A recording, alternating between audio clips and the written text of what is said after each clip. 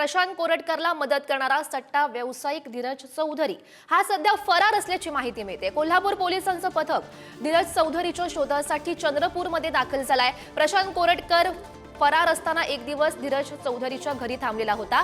त्यानंतर धीरज चौधरीच्या कारणास प्रशांत कोरटकर तेलंगणाला फरार झाल्याची माहिती मिळालेली होती।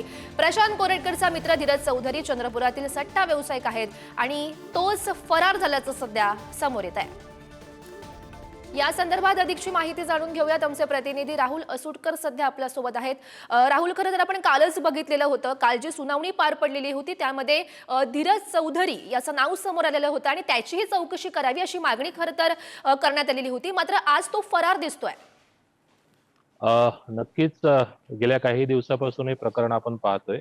11 ते 15 या मार्च दरम्यान जे प्रशांत कोरटकर आहे ते चंद्रपुरातील सिद्धार्थ प्राईम या हॉटेलमध्ये राहिले होते आणि ते ज्या रूम मध्ये राहिले होते तो रूम ज्यांनी बुक केलेला होता ना त्याला मदत केली होती। त्याचं जो प्रमुख नाव होतं ते धीरज चौधरी आहे।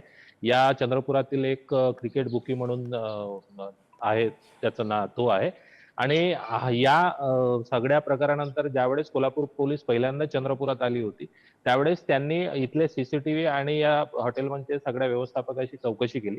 मात्र त्यानंतर धीरज चौधरी जेव्हा चौकशी झाली त्यावेळेस असं माहिती मिळाली की धीरज चौधरीची स्वतःची जी गाडी आहे जी आता कोल्हापूर पोलिसांच्या ताब्यात आहे ते त्याच गाडीने जे प्रशांत कोरटकर आहे ते तेलंगणा मार्गे पळालेले आहे। त्यानंतर या संपूर्ण घटनाक्रमात झालेल्या घटनाक्रमाचा उलगडा झाला आणि प्रशांत कोरटकरला करीमनगर, तेलंगणाच्या करीमनगर येथून अटक झालेली आहे।